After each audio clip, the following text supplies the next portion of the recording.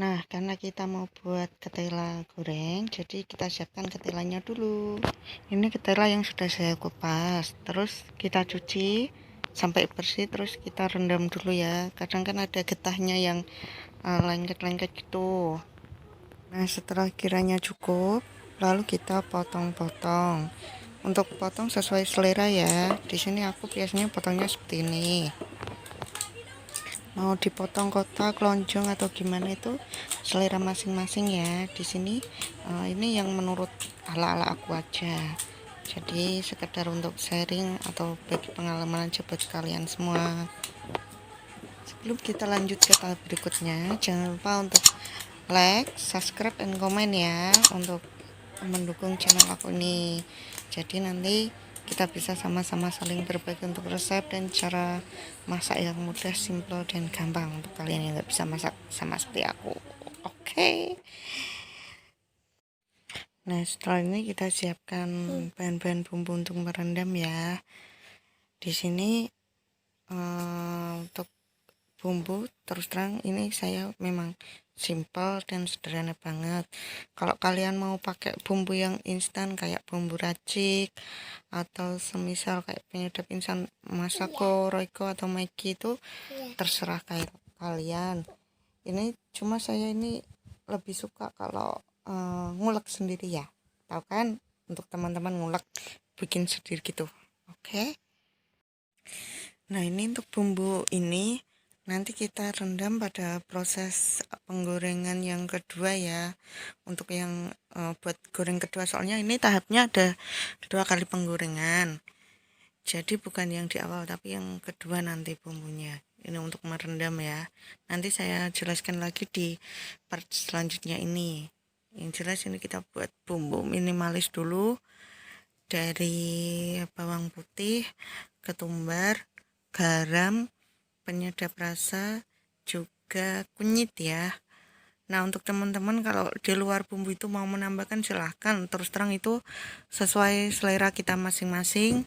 Dan ini kebetulan yang biasa saya buat aja, karena saya juga nggak terlalu banyak suka yang ribet-ribet atau gimana. Saya sukanya yang minimalis di hidup saya. Oke teman-teman semuanya, jangan salvo ke ulekan saya ya seperti itu. Itu terus terang kunci buat masak saya biar bisa-bisa. Oke. Nah, jangan lupa lagi ya untuk like, subscribe, and share ke teman-teman kalian.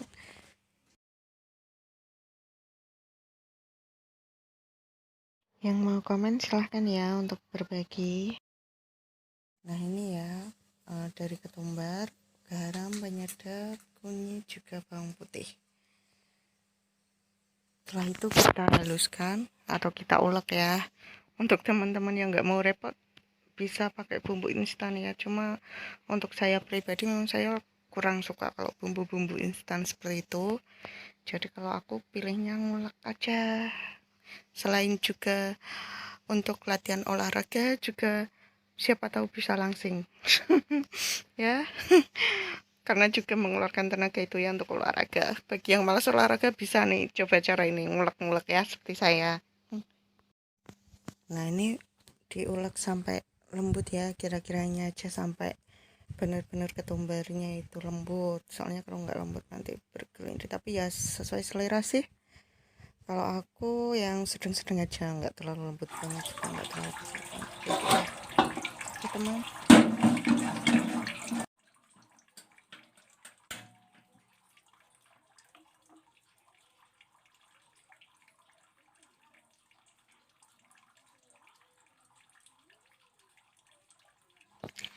Nah, ini kita mau proses menggoreng untuk tahapan yang pertama ya. Jadi tela yang udah kita cuci pertama tadi kita potong-potong itu tanpa bumbu dulu ya teman-teman.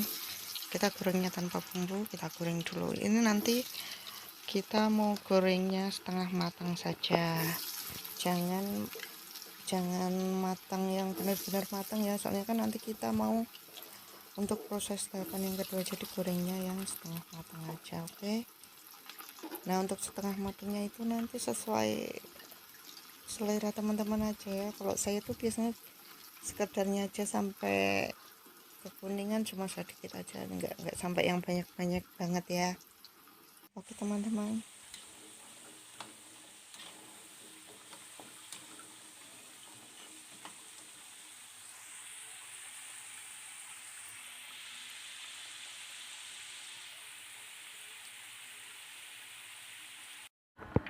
jreng ya setengah matang ala aku.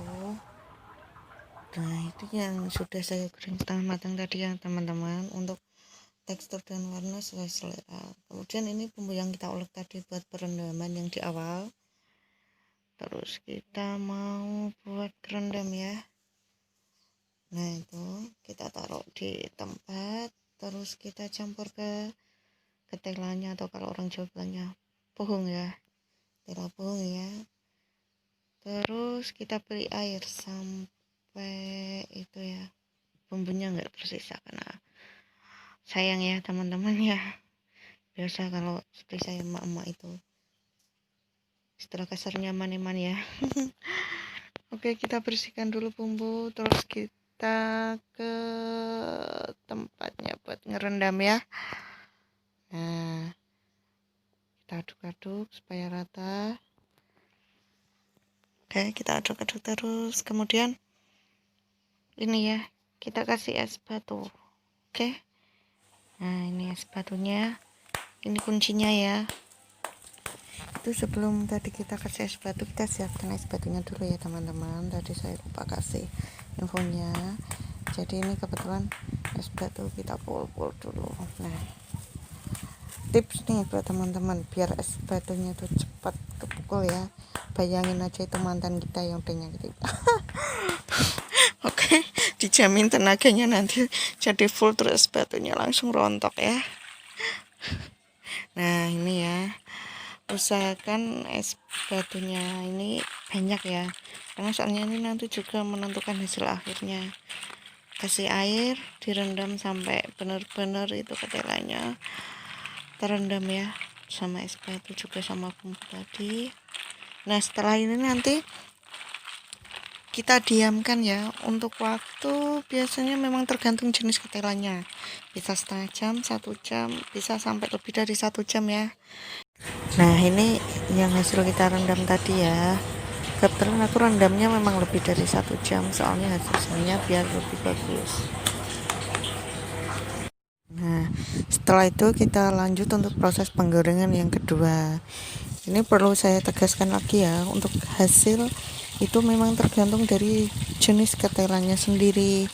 Kadang sama-sama kita beli di pasar itu nanti hasil akhir juga beda, soalnya saya udah buat beberapa kali, ada yang hasilnya bagus dan ada yang hasilnya kurang maksimal. Tapi untuk rasa memang sama-sama enak, cuma perbedaan di tekstur ya. Ada yang teksturnya nanti di akhir itu ada yang merekah. Jadi kalau kalian lihat ada kayak ketela yang dijual-jual itu yang sampai makrok gitu bahasa Jawanya. Nah itu juga bisa hasilnya seperti itu. Tapi kebetulan aku pernah buat juga hasilnya itu nggak begitu merekah. Saya juga nggak tahu kenapa, soalnya kan ini cara dan pembuatan sama. Terus saya selidiki, ternyata memang jenis dari ketelanya sendiri, kadang ada teksturnya yang mungkin dari segi kepadatan atau gimana nya itu berbeda dari satu sama lain, jadi nggak bisa dipastikan ya. Dan untuk perendaman sendiri memang lebih lama itu lebih bagus, soalnya nanti teksturnya tuh garing di luar tapi lembut di dalam, jadi renyah gitu. Kalau kalian yang belum pernah coba deh, ini enak. Apalagi kalau memang kalian cenderung suka yang rasa asin atau gurih, atau mungkin bisa ditambah bumbu-bumbu racik gitu ya, yang instan-instan. Terus lebih enak lagi kalau mau pakai itu topping ya. Kalau nanti udah matang itu biasanya dikasih keju, susu atau meses itu ya. Cuma kalau saya pribadi memang saya sukanya polosan aja yang simple. Nah ini udah matang ya, ini kalian bisa lihat ini teksturnya tuh garing di luar tapi lembut di dalam. Itu rongga-rongganya kelihatan ya, itu benar-benar empuk, cuma tekstur di luar tuh garing, jadi renyah gitu. Nah biasanya memang aku tuh sukanya polosan, nggak suka yang pakai topping-topping gitu. Tapi untuk kalian yang memang pecinta manis atau pecinta yang anak-anak gaul gitu ya, ini kayak makanan kekinian gitu, bisa ditambah topping susu, keju, meses, full lah. Kalau untuk susu juga itu ya, itu dijamin pasti mantap lah. Jadi memang bisa untuk cemilan kita kalau di rumah, bisa buat sendiri. Nah, bagi anak-anak muda yang nggak bisa buat nih, bisa belajar ya, silahkan. Semoga ini bermanfaat nantinya. Nah itu ya, sekian, terima kasih, dan jangan lupa untuk dukung channel saya ya.